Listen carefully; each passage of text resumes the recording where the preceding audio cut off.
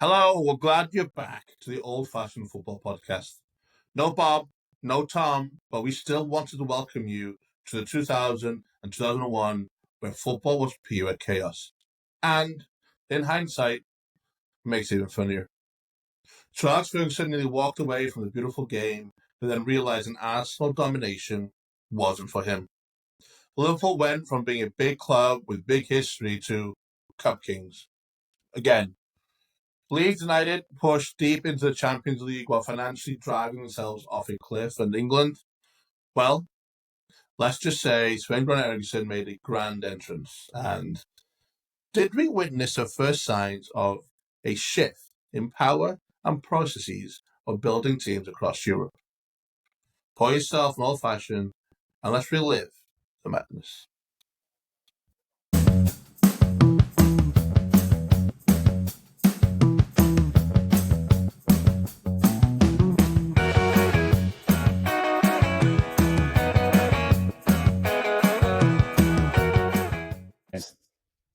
All right, lads. Skeleton crew tonight. How are we? I don't think it's skeleton crew. I think it's just the It's the A-list. A-list. Yeah, the So big hitters, who you like- want, isn't it? Who you want in the episode? It's not who you want, who you bringing in, who's going to have an effect, who's going to increase the XG, right? And then after Fainty's performance from last episode, we couldn't drop him, so he's back in again. Up for Champions League spot. We have the only rolling, person that can remember the Premier League in 2000, Dan Yates. Mark Bentley Googled before the show, so... This season, 2000, 2001, this season is probably the first season that I can properly remember, decent amounts of. Obviously, especially Liverpool winning the treble. Yeah. So there's a lot that sticks out from this season. A memory-forming year.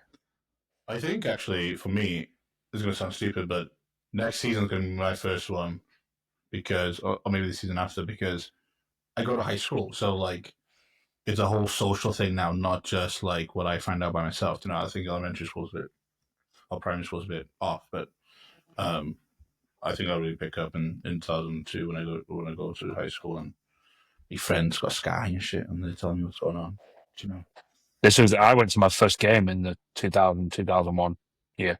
Old Trafford. It was Old Trafford, Southampton at home, 5-0 win. Teddy Sheringham with an hat-trick, and I think Andy Cole got the other two. I went to two games that year. One of them was 5-0 Southampton, and the other one would beat Arsenal 6-1. Success rate there. Buzzing. 11 goals. Buzzing. I was like, look at this is fucking mint. 2 games, 2 wins, 11 goals. I don't know. I don't know if you've seen on social media, but I think to think about you earlier on, because after your story about you being in the City ground when they win the Premier League, the big moment, I seen a video of a Rangers fan getting a job at Celtic as a steward, just brand new getting a job, went to the derby, just ditched his work clothes and went to the away end. Long way to get in. We had a lad on the college team, and he was in Paris with his missus when Liverpool played PSG, and thought he got tickets for the away end, but he got tickets for the home section, and he was wearing a Liverpool shirt, and they confiscated it on his way in. The shirt? Yeah, confiscated the shirt on the way in. in. No shirt on, just... I didn't ask questions, so I just assumed he had no top on in the PSG end. Nips out. Yeah, got it confiscated. What's the temperature? He's fucking keen. Negative. To be fair, they were 10. like that. They were like that at Anfield the other night, though, weren't they? They had all the shirts off. Yeah, they were clear. I was freezing. Last off topic, kind of on topic story, but probably about, I think I told you about 6 months ago when I tried to go to a Riverhounds game, and they were playing Las Vegas or something. So I booked tickets. I've gone to downtown. We went to Hard Rock Cafe, had food, me and Porrick, and waiting away. We turned up to the stadium. Place is empty, no lines on nothing. 15 minutes before kickoff, and I'm like, "Have I done? Yeah." Check my phone. They're playing in Las Vegas. Not only were they playing in Las Vegas. Tickets, son? I just booked tickets on StubHub or whatever. But not only have I got tickets and I'm there ready to play, because of the time difference. Play. They don't play. Play. for 3 hours. He's ready to He was ready to play. Yeah, the shinnies on. Hey, Bob, don't suppose you need an extra player, do you? Centre back. So I managed to flog the tickets, and playing there was the ultimate frisbee team that we got. So we watched that for a wee bit, and just kept drinking. Riveting. No. All right, so we get cracking. Let's get going. Do it. All right, I thought we'd start with the most important part of 2001 for that season. I know everybody's on the edge of the seats for this kind of information. Winners of the Welsh Premier was Town that year, qualified for the Champions League. Ran came second, qualifying for the UEFA Cup, and then Carmarthen Town got the Toto Cup. Toto Cup. Toto Cup. That's how they were. Barry Town. Town. I know. Llanelli avoided relegation. What? Wait. What are you saying there? I say Llanelli. Also, Town Llanelli avoided relegation. That's not a real place. That. Yeah. 16 points clear. Inter Cardiff, I think, is the sister club of Inter Milan. They went down to Division 1. Not a real thing. One of our old lecturers from uni used to manage Barry Town. Yeah. Barry Town's a big club, mate. Are they still on the front? I think so. Yeah, they're up there now again, actually. So TNS win away with it. Yeah, I think they win it every year, don't they? Yeah, well, now, yeah. TNS is new at this point. They finished 8th, actually, still qualifying for Europe somehow. I think they might have won the Welsh Cup. But yeah, TNS runs with it now, don't they? To be honest with you. Just give them at the beginning of the season and just play the games. Yeah. And I think, actually, that kind of ties into the Celtic conversation we had in the last pod, actually, with them just making it to Europe, getting a couple of wins now. And they've got to grow their club, too, to keep competing on that level, but the separation of the league is just mental, really. Like, it's just all the scouts is coming over and playing and stuff, and what's the point for the rest of us? All right, just kidding. Let's do the Premier League. United won again, eh? First time the team's won it 3 on the bounce. Well, lucky, weren't they? Premier League.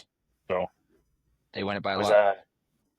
It was a canter. It was at a canter. It was basically the Arsenal 6-1 game. They had to beat us to have any chance. After we beat them, there was 10 games left and we were 15 points clear. Kind of similar to what Liverpool are at right now. Yeah. But yeah, I mean, that was it. We won it on Easter weekend. I think we won, and then Arsenal lost at home 3-0 maybe, which handed us the title without even... we played that Saturday, but they played the Sunday. But yeah, it was a dominant 3P, dominant. It's a fucking great team as well. Varane signed that year, or was he earlier? I mean, later, didn't it? Varane was later on. Yeah, it was. We signed Van Nistelrooy at the end of that season. Yeah. Teddy Sheringham was on fire that year. He scored the most goals he's ever scored in a Premier League season. I think he got PFA Player of the Year. I don't know if you guys have got it up like last one, but can you name 3 teams that got relegated? Each name ends with City. No, I was looking out before, and so I'd give it away, but they're the teams that I thought it was the season before. I think Bradford went down, didn't they? Bradford City went down, yeah. I mean, that's quite obvious, I think, for anybody listening. They don't know who Bradford is. Who else? Yeah, I don't think people know. If you're watching Premier League now, you don't know how big commentary used to be in the Premier League. They used to be massive in the top flight. Mm-hmm. And then the last one's massive. Last one is massive. That's why I think it's interesting. We should cover it real quick. Who's the last one? Tracy, can you guess the last one? I know you were 4 months older. The last one. All ended City. Remember, you've had that clip. Man, It's not Chelsea City. Cheers, Mark. Man City. Manchester There he City is. Nailed it. Yeah. For all the new fans that Man City have now in 2025 and what have you, relegation football team in 2001. That's how you remember, I guess, isn't it? Yeah. Mad, innit? Because, I mean, did they go down even further? I was about to say. They're still in the league, don't they? I think it was 99 they won League One. But Nicky Weaver, penalty, Wembley shit. Because they got back-to-back promotion. So they went up from League One, went up from the champ, got into the Premier League for 2000, 2001, then went back down. When did they come back up? I think it was the year after. Straight away. I think it was straight away. Mad to think though, it could have been them tanking. But I think that's why you 18 that don't really. You were saying in episode previous that you weren't really that arsed when they won the first Premier League because always cared more about Liverpool from the 90s. Still kind of not asked. Like they're so far behind what we've won, and this year's gonna hurt with you guys equaling it because that is fucking done and dusted now. So I think for you, Yeti, it's not about us equaling it because I think equaling it's okay, but I think in the next 5 years we have a better chance of winning it again and taking over. Like that. 100%, 100%, right? yeah, 100%. That's the way that. Like you guys have gone, you went 30 years without winning a league, and we caught you up, and now you're like way ahead of where we're at. So it's like shit. That's So the structure. Yeah, about everything on the field, club structure. You've got more chance of winning trophies than us in the next 5 years, which is painful to say.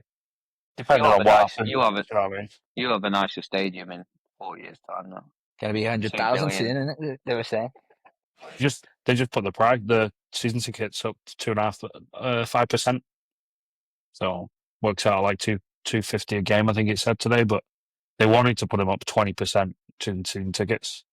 I think that they'd have had a fucking riot if they'd have put season ticket price up 20% next year. Sorry, the Old Trafford would have been burnt down.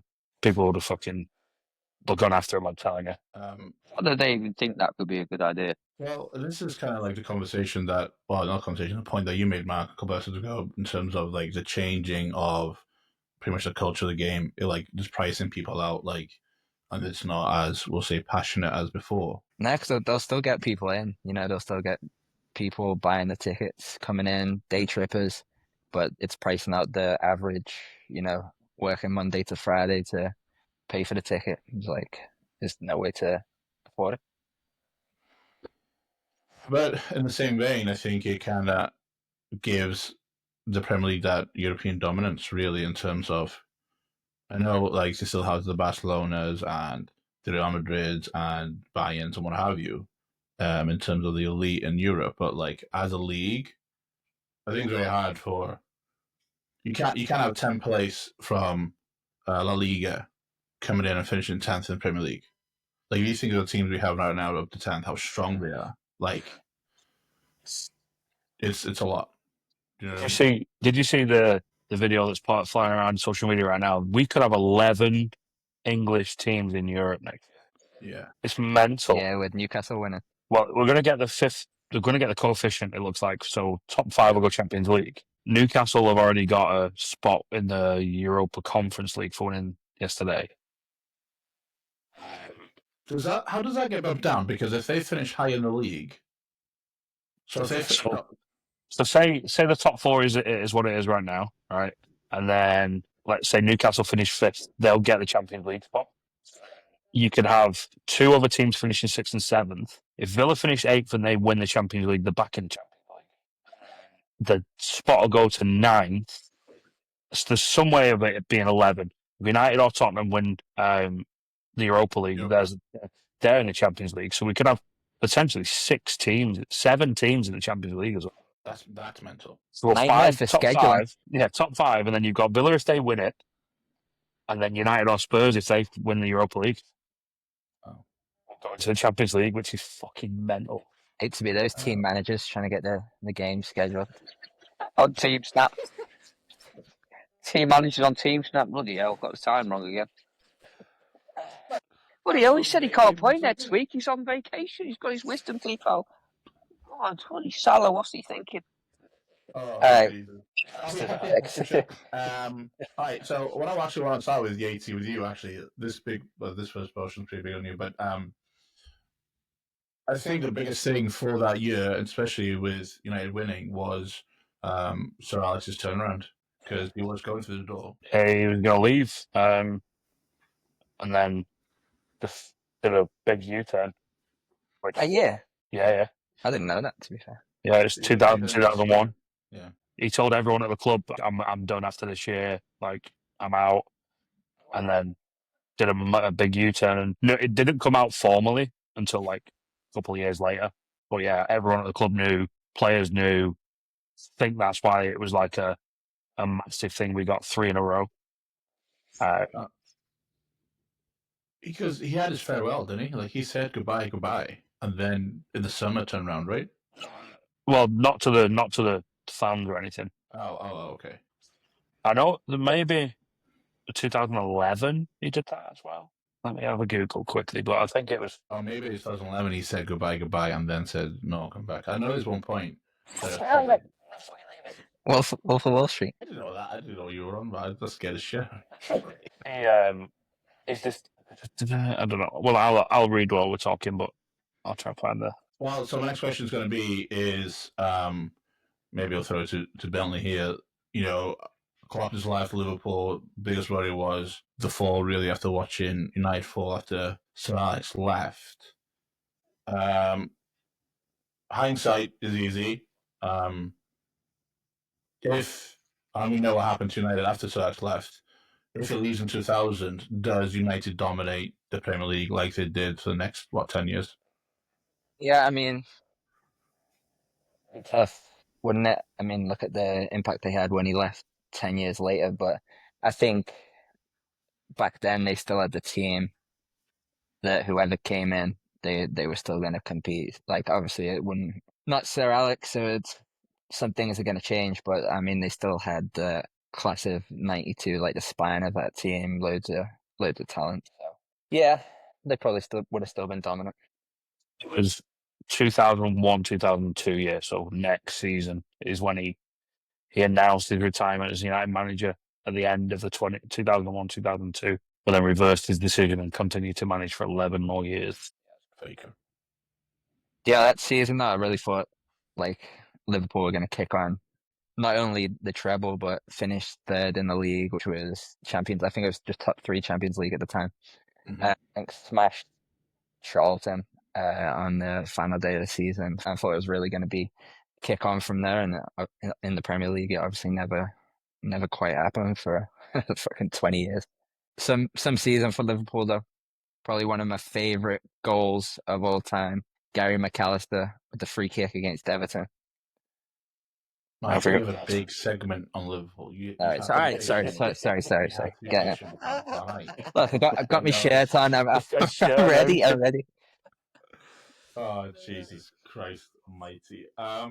There's this point, the Ferguson turnaround, the falling apart of United, figuratively and literally, kind of put more weight on how important, on how good Sir Alex was in terms of as a manager, and comparing him. Like you always say, you can't compare, different generations of football, but surely Sir Alex's work transcends generations. Surely, there's no doubt in my mind that Sir Alex Ferguson is the greatest manager anyone has ever seen. Why? The way that he ran the whole club from top to bottom. He knew about everything. He knew about every player that was doing whatever he was doing in a weekend. Just the way that he had his spies out in Manchester in clubs and stuff, and they'd ring him saying, "Hey, Dwight York's in Sugar Lounge." Like, so then he'd get a fucking rollicking the next day when he's in training. Like the way that he ran it, it was military. Like it was glorified military. But the way it was just unbelievable. Nobody could step out of line. He knew everything about the club. He had a decision in everything at the club. David Girl and Edwards, when he was in charge, they let him have it and just off you go and do what you need to do. Clarify that, so you're saying manager and not necessarily coach? I don't think I think he was the best man manager. Obviously, he knew what he was talking about because he's won all these he had 3 trophyless seasons like all of his career. Jesus. So I obviously knew what he was talking about, but he did bring in good coaches and let them coach. Like his superpower was fucking man management. He knew if you needed a slap round the head or an arm around the shoulder. I mean, for me, I think it always has to be when you have these conversations. Can X manager do what he did in that space, right? And I think that's the most recent debate is going to be obviously Klopp, Pep. I think, unless someone can suggest anything else in terms of European greats, but like a lot of people argue you couldn't do what Pep could do, what Liverpool did arguably, maybe not to the stylistic play of City, but you'd argue that Klopp could have done what, or had some success that Pep had at City, and if you dropped him at any other club, he'd also be successful at lower leagues and everything else. That's kind of the vibe Sir Alex gives off too. Yeah, I mean, he was the last manager to ever beat Real Madrid in a European final with Aberdeen. Yeah. So like, Could do United though. Yeah, I mean, and there's always going to be that question about Pep because wherever he's been, he's had fucking millions and millions and millions. I think he's a very good coach. I think he's unbelievable. He's transformed the game. Some say for the better, some say for the worse. Like he's changed the way that the game's played now. Yeah. He's a great coach. Or could he do it at Stoke? Could he do it at a lower league team? Could he do it at a mid-table Premier League team? Because that's where Man United were when Fergie took over. He was one game away from being sacked, Fergie, and then the rest is history. I think Klopp could. I think Klopp could do that. He did it. Was he at Mainz? Was Klopp at? And then he was at Dortmund, and now Liverpool. Like he kind of did it at Liverpool, like where we were when he took over. Oh, we were so bad. There's always that thing, like if you look at the squad, and there's always that thing like celebrating the draw with West Brom, but it wasn't about that. That was like the way he put his stamp on it, starting to build a culture. So yeah, and there's a huge turnaround in that game too in terms of the fans. Like we were down the dumps, and I don't say he got the crowd going, but he got the crowd going and everything, and it was that was a huge game, and we get mocked all the time about it, but that was like he put a line in the sand as start of Liverpool's thing. Liverpool's success this year transition from Klopp to Slot, pretty good. A lot of credit arguably goes to Klopp and make sure the club was at a good point. I would also argue FSG in terms of the structure they put in and what have you. I'm going to say, is that why Sir Alex makes a U-turn, come back? Because even though you win the league, you would have done the three-peat. Arguably, a lot of rebuilding done there in that 2001-2000 season. I think losing, obviously, it's spoilers for the team after we lose the league, but I think his decision to leave, but then lose the league in the 2001-2, we'll talk about it next episode, but I think that's a big reason too. And there was a rebuild that was needed. So maybe that was his decision to go. He was toys at the Prem, didn't he? Didn't like losing. Yeah, for sure. I think you don't become that good with it if you don't like losing. You know what I mean? Well, my last point for United, painting one of those to you because there's a layup for you, pal. When you look at ex-United players still commentating, Scholesy, Gary Neville, maybe not Bexy's out, but I'm sure if you bring Nutty in, or if you bring the other Neville in, they're like almost psychopaths when it comes to commitment and decision making. They cannot comprehend the current United squad. Like they just don't understand it at all. Yeah, I mean, what's your vibe from those kind of historic players, and especially when they lean back on their stories with Sir Alex? Yeah, I mean, Roy Keane's on a lot, and how he is as an individual as well. But I think obviously, as you alluded to it with Sir Alex Ferguson being such a good manager, no one wanted to put a foot out of line, so everything was sorted in house. And he never used to. It used to be that military that the guys understood the expectations. Mark, question for you. You mentioned Gary McAllister's goal. Surely, but yeah, I did. Yeah, very prematurely. How much did it cost Liverpool? How much did he cost? Yeah. Was he free? Free? No. Not no bad, money. that? No great British pounds. Transfer? No, I don't know. Was he free? Yeah. I thought, he was honestly, such a good signing for that team that year. Like, where did he come from? Commentary. Was it? But I mean, not only that goal. Like, talk about an impact someone had. He had that one against Everton to win it.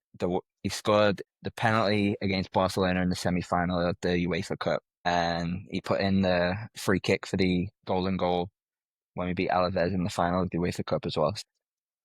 I think just his leadership for that. I don't know if he was only there like one season, but unbelievable. Just for comparisons, Liverpool in December paid 5.5 million for Igor Biscan. So yeah, that's him. Yeah, I was watching Premier League years, like doing my little research the other day, and he got sent off in his first game. McAllister. No, McAllister. Oh, did he? It was I think it was Arsenal. You played at Anfield's first game and he sized someone down with a silver kick. Yeah. His It's two straight face was red. just like, yeah. Fainty, you ready to participate or what? He's really Let's see where you go with this. Liverpool's treble doesn't mean anything.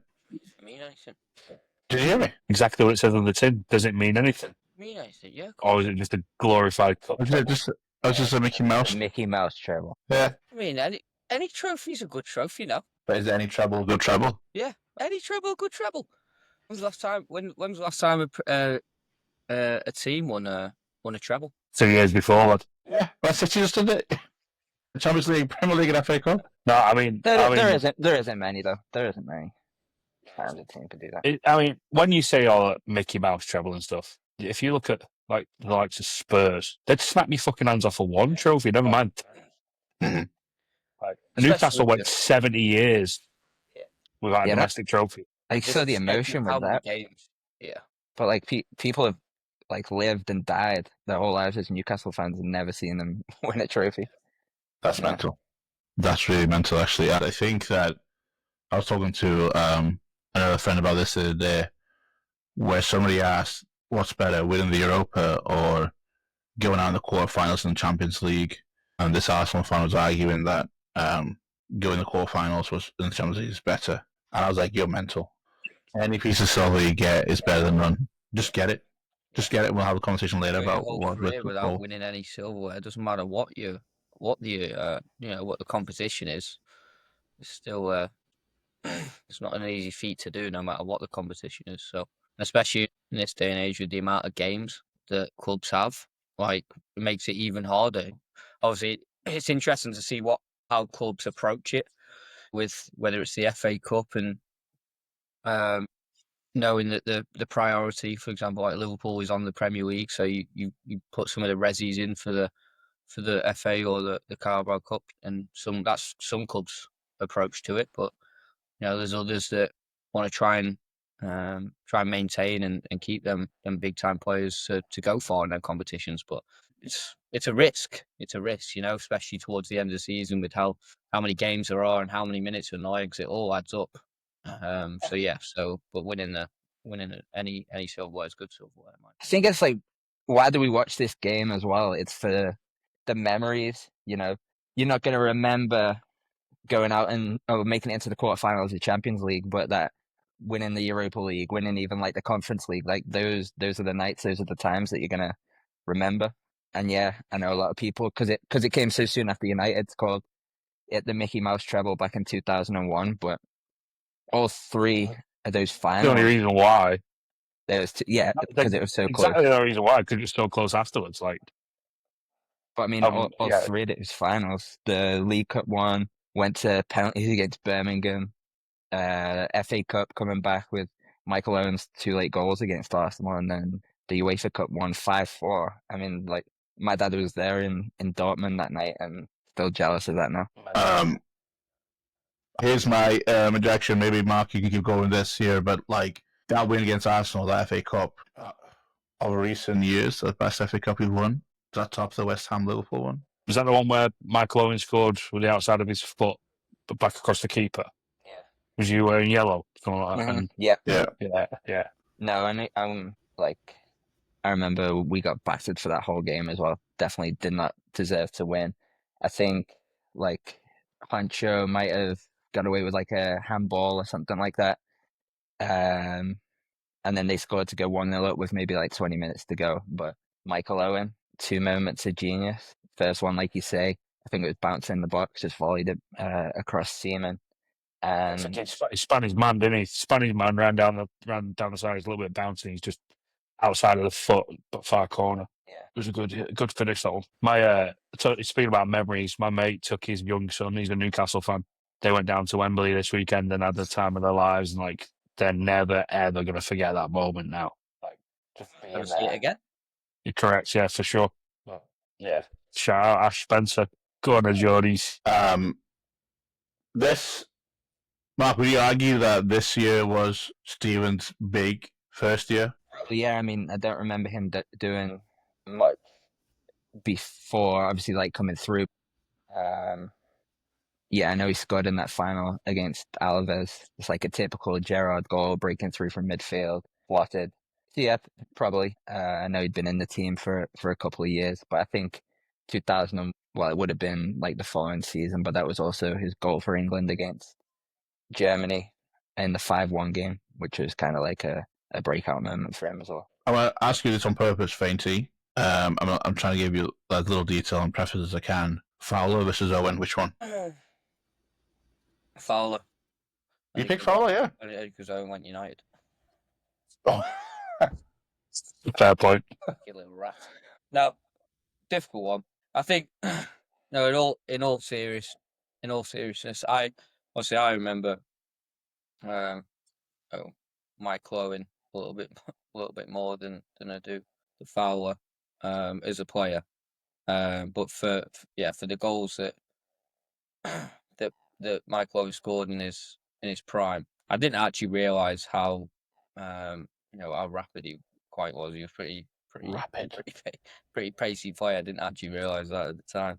You look back and watch some of his goals, but yeah, and some big time goals as well. And as Mark's saying, in the 2 goals that that he scored to help win trophies and stuff. It's I'd probably take him over Robbie Fowler, to be serious. I think Fowler gets underplayed so much as a player. But I would say if you ever play Sunday League and there's that one lad who can finish and you're like, oh yeah, he had trials and he just never made it, or he got cut or whatever, he never made it. That could be Robbie Fowler. Like Robbie Fowler was like this here. Like he was all football. Like he had nothing else in his game. His scoring ability was incredible. And if he didn't break through and make a career of it, he could easily be that guy on a pitch Sunday, which is like insanely good. He'd be like, how was he playing for us? He's like, he just never made it. You know what I mean? His like talent was insane. Where Michael Owen is, his athleticism, he's a good football player too, but his athleticism really, really happened. Like Fainty said, he was well rapid, like so good. How stacked was this era with like quality finishing number 9? Like if you think about goal scorers like Andy Cole at United, Sheringham, that's 4. It's crazy. Yeah. But then you've got Canu and Nelka, Bergkamp, Henry. It just goes on and on. Like top scorer of the 2001 season. You know who it was? Kevin Phillips. It was not Kevin Phillips again, or Calvin. Was it the kid from Ipswich? Was that right? No. If I did my research correctly. Somebody Stewart. I've got the full list here. I want to go through it actually. Oh no. Fuck. Hasselbank. Yeah, Jimmy Floyd Hasselbank, 23 goals. Marcus Stewart second though with 19 for Ipswich Town. Yeah, he had 15 by Christmas, I think. Marcus Stewart, which is for Ipswich, which is fucking mental. They came up and they were 3rd at Christmas. Oh, here we go. Tied 3rd with Henri was Marcus Viduka for Leeds. Viduka. What's a player? 5th was Michael Owen. 6th was Terry Sheringham with 15. Emil Heskey with 14, tied with Kevin Phillips of Sunderland. There you go, Fainty. Remember that for next time, yeah? Come on. Yeah.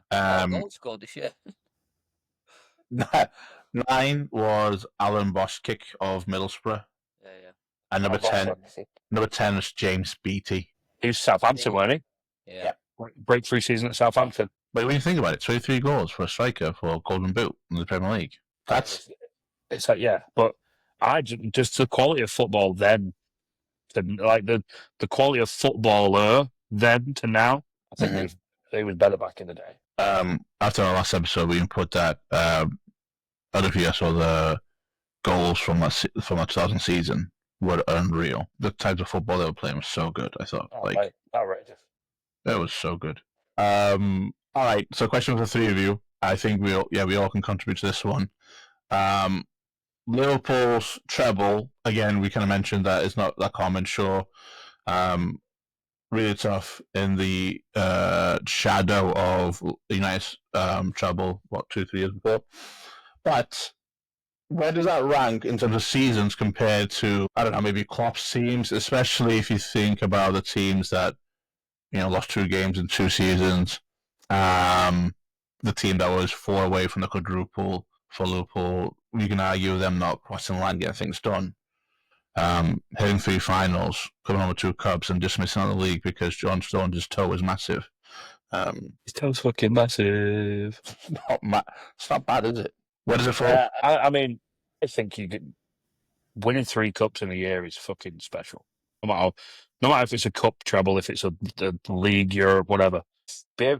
Having the capability to win 3 trophies in a season, which is anything. Now, I think obviously with Liverpool not winning the league for so long, does that come into that's better because it's took us so long to win it again? I don't know, but winning 3 trophies in a fucking year is hard to do. So I think that eclipses anything. 100% agree. 100% agree. It goes back to what I said before about we watched the game for the moments. We got close against City a couple of times in the league. Obviously, winning the Champions League final against Spurs was massive. But I mean, to have those 3 finals in a season and to win 3 in an exciting way has to eclipse anything else. Fainty, like that one of the club teams are 4 goals away from doing a quadruple. Like 4 goals. Like not, and yeah, Bentley talked about moments, but I mean, it's not like they're pissed away and lost in the quarterfinals or something. 4 goals from winning a quadruple. It's all the what ifs. And again, that it is impressive. There's no doubt about it. But until that silverware, until you've got it and you've grasped it and you got it in your hand, as Mark said, the emotion, the experience of that, I think has to trump anything else. If we're talking about like you said, 4 goals away from winning a quadruple, was it? United were 2 points away from winning 9 on the bounce in the Premier League. But that's 9 goals. Still, it's 2 points. I don't know. We weren't good enough to go and do that. Like, it doesn't lie. The way you are in the league, or if you get beaten a cup, it did. And the best team across the season, the best team across the season wins the league. Not necessarily the best team across the season wins the cup, but to win 3 in a season, that's fucking hard. I actually think this is a little bit off topic, but we can bring it back in. Is that I think City's dominance over the last 8 years has really ruined the perspective of how good it is to win cups. Because I know they haven't won everything. They haven't won all the tournaments, the treble and what have you. But they have to be so nigh on perfect to even be in the conversation with them. Like, you have to win. Like when Liverpool won quadruple, and I think for the second time we'd won the FA Cup. We'd won the Carabao Cup. I can't remember the second one. I think the FA Cup was the second cup we won that year. Like, that should have been a really good season. But we had to be so perfect to compete with City that the expectation was you are good enough to win the Premier League also and Champions League. So when you don't hit those 2 big ones, mind the other 2 big ones, it's like a shit season. Yeah, it's fucking mental. Does that point make sense? Like, that's insane. Like, to think about it.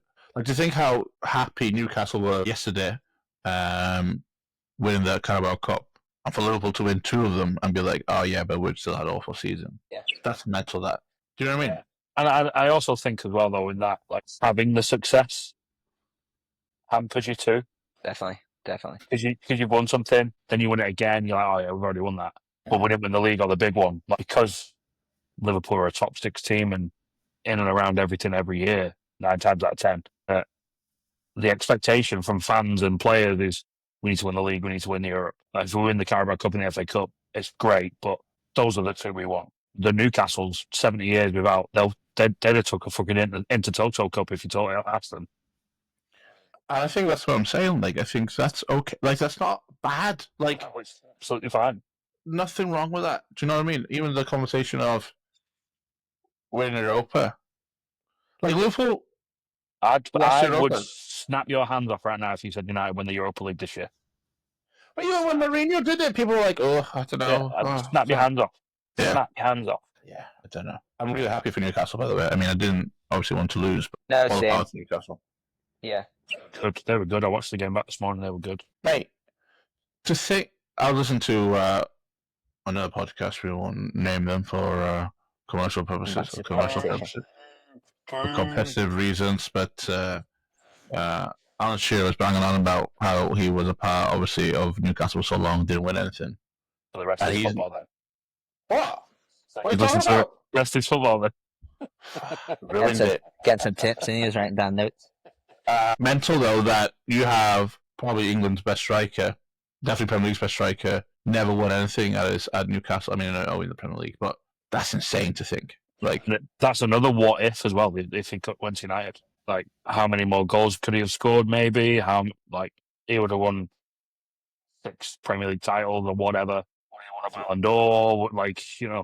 It's a lot of what ifs as well with that. Ballon d'Or, you think? Alan Shearer, mate, he was Never know fucking. with the numbers he would have been putting up at United with Beckham whipping him into it as well. Yeah, he was that powerful. Like, he's just, they don't build Alan Shearer's number. I need an Alan Shearer for my team actually. If anybody knows one. Elaine Shearer. Any other stories from 2001? Well, yeah. So we're gonna move on to the next one, which I couldn't give a shit about, but I guess for you three, we must have a conversation about it. The biggest thing was Sven-Gunnar Eriksson kind of arriving at England. It was good because Kevin Keegan fucked off. Yeah. Well, it just says this in my notes, actually. Keegan's meltdown. Fainty. Sorry, mate. I can't hear you. You sound like you're in south of France. Start again, pal. Bonjour. Yeah, Yatesy made his feelings very clear with Kevin Keegan last episode. So so I think he was happy to see Sven step into the shoes and the role of England. That definitely wasn't your question. No, it was. It was. I asked you at 4 years old what you thought of Kevin Keegan's meltdown. All right, so. No, not the meltdown. About Sven taking over. Um, So we need to get into Fainty's corner pretty soon. Well, so real quick, this is what I want to touch on this really in terms of Sven coming in. I think he might have been one of the first foreign managers for England, right? He would have been the first. And then kind of ties in Thomas Tuchel right now, especially with you three more than me. We care for a foreign manager. Or... I don't care. Like we've had foreign managers within the game and in the Premier League, and so what? I don't care. Yeah, I can see both sides of it. I don't care, ultimately. My opinion is I don't care. But it would be, pretty cool if, like Southgate and that, like you had an England manager managing your international team. And I think it would be good for, for coaches to want to, be inspired by, another English coach being an international manager and, for your country. And I'm indifferent either way, but it would be interesting if that was. Who would you have though? The only good English manager around. Yeah, Eddie Howe. I don't think he leaves Newcastle for the England job. Another bullshit you got to deal with. No chance. I don't think so. Gareth Southgate was boring as fuck. Yeah. If we had a different manager with the players that we had and we have with Thomas Tuchel, I'm actually quite looking forward to seeing how England play under Tuchel. What about Southgate was a wet rag. When he got linked with Man United, I almost give up football for life. Oh mate, I was laughing. Southgate? Yeah. Fucking waistcoat wearing twat. Mark, you Scouse are not English, or what? No, we're a warrior on as we cleared up last week's episode. I don't know. I kind of think like it probably should be a English manager. The top position, kind of like what Fainty said, for other English coaches to like aspire to. But then I also agree with what Yates is saying as well. Like who would it be? If Howe is not gonna leave Newcastle, then who are you gonna put in there? There's no one really like a proven English manager, and I think with this current team, this current generation of players, the FA wanted someone who could come in and win now, and have proven that they can come in and win now, which is why they went for What does that speak about? The English coaches coming through and like the education system within coaching. Obviously, a lot of players, ex-players, you see him. Your Lampard. Obviously, Lampard's doing well at Coventry right now, but like your Wayne Rooney's struggled. Gerrard struggled. Gerrard. Doing well. Phil Neville. Scott Parker's doing well now, but he's had these ups and downs. Like the doing easiest, well now too. the easiest thing when you're an ex-player, you're like, oh, he's going to be a good manager. He's a top player. He's going to be a top manager. But I mean, you just have to go back to the Fergie, how Fergie was as a coach. He was a man manager, and so It's all well and good you'd be able to play the game, but playing the game and coaching the game and man managing is two completely different professions. So I think it says a lot about the education of young and upcoming coaches within the English FA, and says a lot about the pathways in which coaches choose to do their UEFA licenses. I think it was Thierry Henry, Mikel Arteta, coaches like that are going through the Welsh FA. Myself and Yates, who did our UEFA through the Welsh FA as well, and it was a fantastic experience. Patrick Vieira, another one, went through the Welsh FA. Why are these guys going through the Welsh FA and not the English FA? That's a question that would be interesting to figure out as to the reasons to why people are doing that. And I think that start that obviously you guys gave, is We'll do the system is. I want to do an episode of, especially with us four in coaching, Clubby would be a good one to do. Bob would be interesting to know, because he's not coaching anymore. Us versus the Wayne Rooney conversation, I think, would be interesting, but we're not doing it now. But sticking on coaching, Tuchel come in to win now. Good. I think everybody's happy, especially with the group of players we have now. It works. I would argue Tuchel last 8 years where Southgate was not a good appointment or Tuchel-like person. Back to Sven-Goran Eriksson, this probably is the kick-off point of bringing in all that golden generation, Steven, Frank, Paul, Rio, and all them young players. Michael's there too, right? Sven really the good person to lead these kids to have the base that Southgate's given this current England squad? Yeah, probably not. I think it was. I can't remember what his background was when he came in from England. I think he coached in Italy for a little bit, and if my memory serves me correct, but bringing through the gold generation was pretty good. But then, he was 4-4-2 or nothing. And Rio said that on his podcast. He'd just say, "No, we're playing 4-4-2, and that's it." On the left. Yeah, and putting Scaldi on the left. And he said that, I'm paraphrasing a bit here, but just play someone else on the left and have those three in the middle: Gerrard, Scholes, and Lampard. I mean, have one up top. They were all saying it in the when they were at England, but no, it was 4-4-2 and playing Scholes on the left. It's just trying to fit people square pegs in round holes. Yeah, he was in Italy. Came from Lazio. He was in Sampdoria, and then goes to Fiorentina. He's in Roma, Benfica. With Spanish clubs, bloody hell, Jason, huge clubs. Before coming into England. If not Sven, this is going to be tough for us. If not Sven, who? I don't know. I think I knew Wenger and Fergie and Houllier back in the day, and that was about it. We're going to tiptoe into Wenger in a second. But this also then moving away from England, kind of.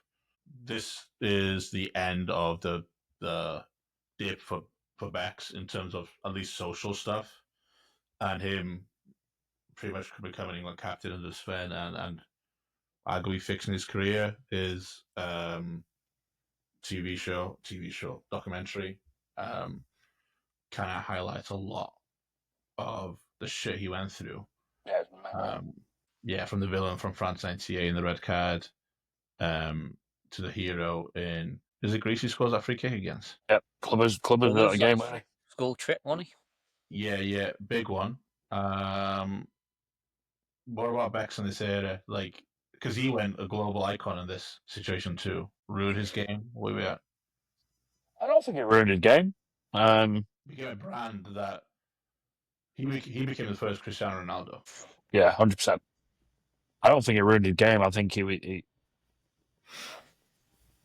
he's played for some of the best teams in the world. Obviously, Fergie didn't like how it was going, Fergie didn't like how it was going because he couldn't control what it was happening. And obviously, that's when he went to Madrid. I mean, he won trophies at Madrid. He's played for Milan. He played for PSG. Came to the biggest club in the MLS at the point, LA Galaxy. Now he's a fucking owner. I don't think it ruined his game. I think a lot of people do have that perspective though for some reason that he was more focused on, being a celebrity. But I mean, yeah, you could argue that, but he was still doing it at the highest level. Like you only have to watch that documentary on Netflix, and like even myself, I like forgot how good he actually was. But I think some of it did tarnish his reputation. Like people just looked at him as, a famous person who could play football when he was actually an unbelievable footballer Well, who became famous. but if you look at the timeline of it all, right? Like when he was becoming big, the internet still wasn't around. Like, you know what I mean? When he was big, the internet was starting to pick up and everyone's on it. So like him becoming a global phenomenon, if the internet weren't there, he might not have been. Like that's aided and helped obviously him grow as a business owner, as an icon of the world. I'm going to disagree here only because we knew who David Beckham was before the internet. Like, I think David Beckham is so big, internet or no internet, you know who David Beckham is. Well, it was from the shit rag, tabloid newspapers like the Scum and the likes of I that. was growing up in England. Mate, he was massive in Japan in 2002. That's because he went from United. We went over there and taught, and they loved it. Yeah, but I'm saying that's what I'm saying. Internet's just kicking up. It's not what we know now. I think Beckham is still a global phenomenon without it. Maybe. I think it's definitely helped his cause. Sure. Because like I don't think anyone in America would know who David Beckham was fucking playing for Man United in England. Did you know who he was when he was scoring goals for LA Galaxy? Right. So like that's helped him obviously, but yeah, I agree. He would still have been a phenomenon across the world, but he wouldn't have been a global icon that he is. He also married the Spice Girl. Yeah, that helps. Yeah, that helps as well. Fainty, did you watch the documentary? Yeah, I did watch Right. the documentary a while ago, but I did watch it. I Well enjoyed done. it. That was I think agreeing to what Mark said. He didn't realize. Well, firstly, I didn't realize the amount of shit that he actually got, and to what extreme, and how that was so detrimental to him, and how he was as a person, but also how good he was as a player as well. Like both sides of the spectrum, So, yeah, I enjoyed it. The question I was going to ask you, Fainty, and Mark and I touched on it a little bit in terms of, everybody said he was a famous player, a famous person who played football, not a really good football player that became famous.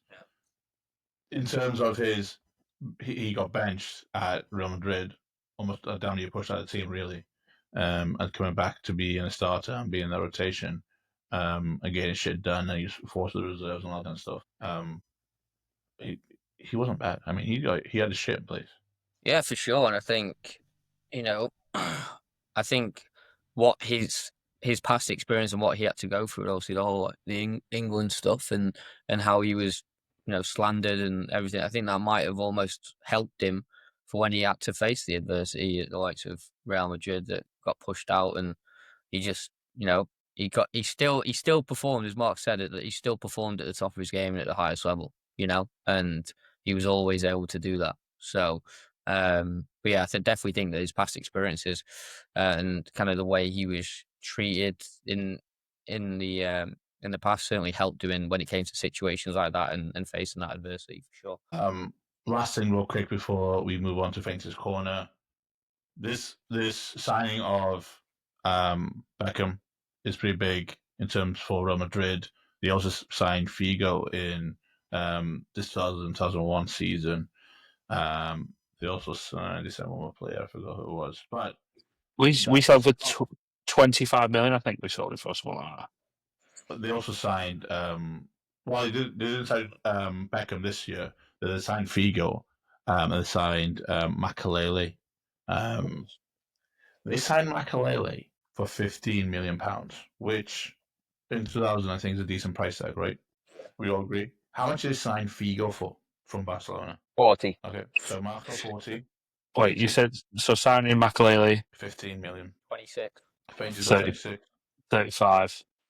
35. 60 million. 60 million. I can't remember if it's euros or pounds. From Barca to Madrid. Like, if we sign a player right now, Liverpool paid 85 for Darwin Núñez. Yeah. Figo and Claude Clearly was no joke then either. I mean, It's unreal. and he's gone for £15 million. They're selling Figo for £60 million. So my next question for you really is, after trying to swallow that reality check, pretty much the model that PSG tries to emulate in Paris and fails miserably. Luis Enrique's got it fixed now. Man City, in terms of building a dynasty. Chelsea, for sure, spending all that money with Abramovich.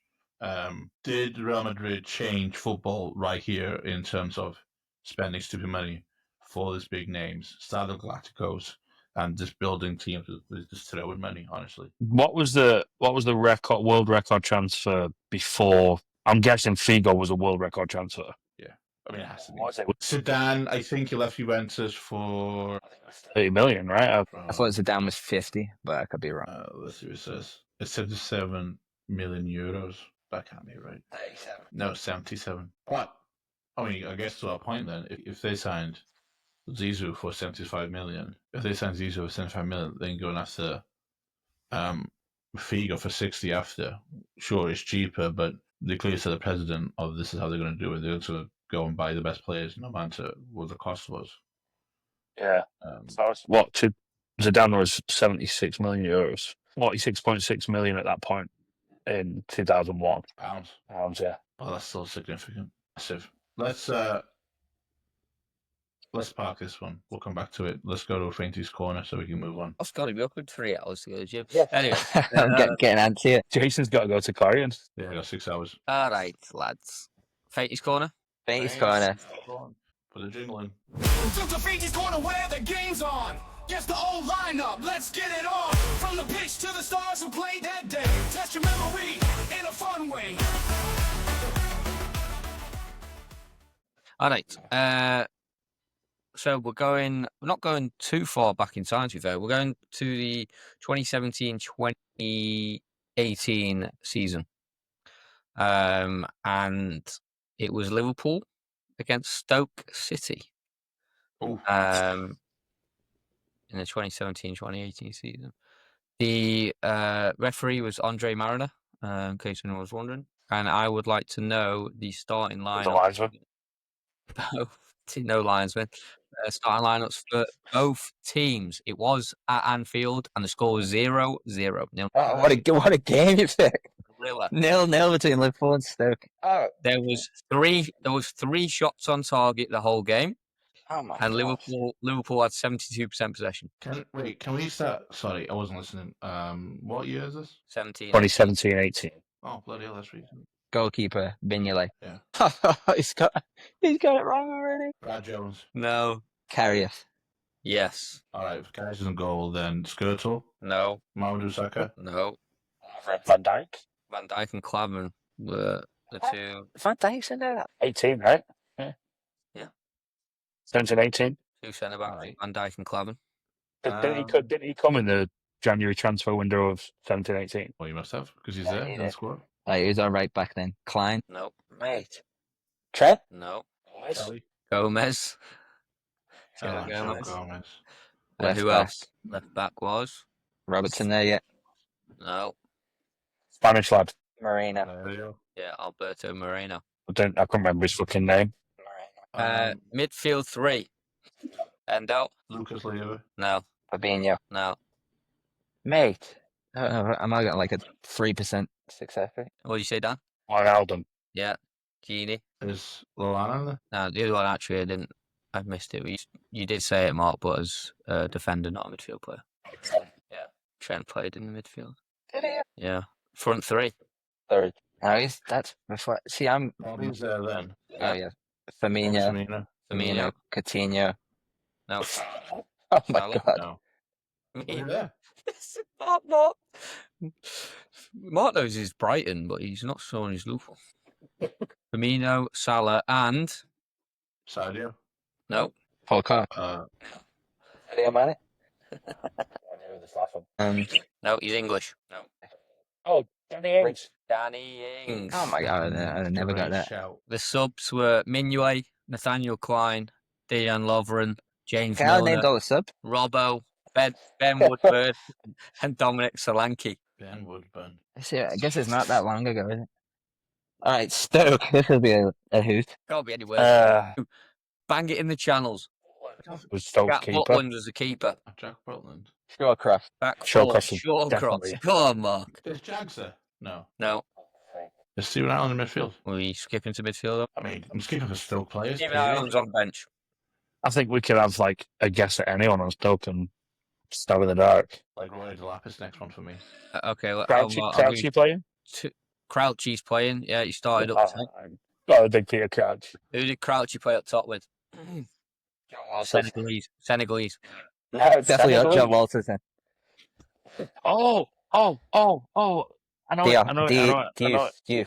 Yeah, Mame Brias Diouf signed from United. Well, he used to play for United. Yeah, who do you want to go for it now? Adam Johnson. Joe Allen, midfield.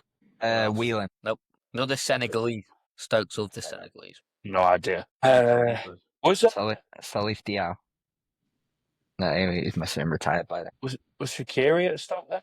Yeah, then Shaqiri was in the midfield. Senegalese and Austrian. Midfield. No, bitch, no. I don't know who this Austrian player is. Wasn't even I that have no long idea. ago, 7 years. Yeah, Stoke. Moritz Bauer is the Austrian. Never. Would have never got that. Do you know the Senegalese player? What? Who's the centre mid? Badu India. I got it. So yeah, we never got it. Are we missing?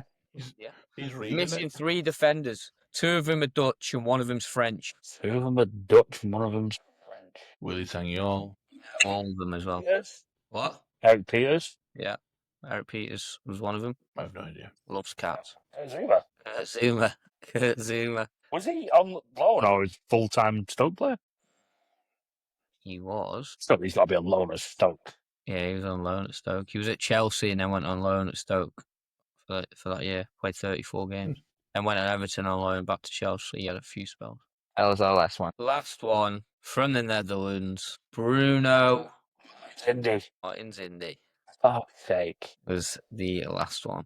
That was a tough one, that. Yeah, That was a tough one. difficult one. 17-18. It was an absolute thriller of a game. Sounds like it, yeah. 0-0. 3 shots on target the whole game. Yeah, 72% possession. But yeah, that is Fatey's corner for this week. Tricky one. Tricky one. Quick fire. Just quick yes, no, nothing else. Fergie retires. Does Wenger dominate the 2000s into 2010? Oh, painty. So Fergie ruined all love for Arsenal. Leeds win 1 Champions League in 3 years. Do they get relegated and dismise that they have? Painty. I feel like you're just copying everybody else. I'd say yes then, yeah. Yeah.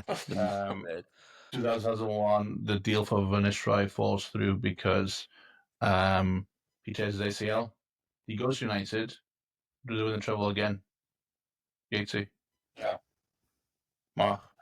What did this happen or hypothetical? Yeah, this did happen. It fell through because he tore his ACL. Did they win the treble again? Well, no. But my question is, if they sign Van Nistelrooy, No. That's too difficult to do it. I'll say yes, because otherwise Jason will say I'm copying you. thanks for thinking, Fainty. Boys, it's been a pleasure. Mark, go to bed. I think that's it. Night, fellas. I'm It's going, about so it. I gotta go. See you later, lads. See you guys. Thanks for watching this week's episode of the Old Fashioned Football Podcast. Don't forget to like, subscribe, and share this with all your friends. We'll be back next week with more nonsense.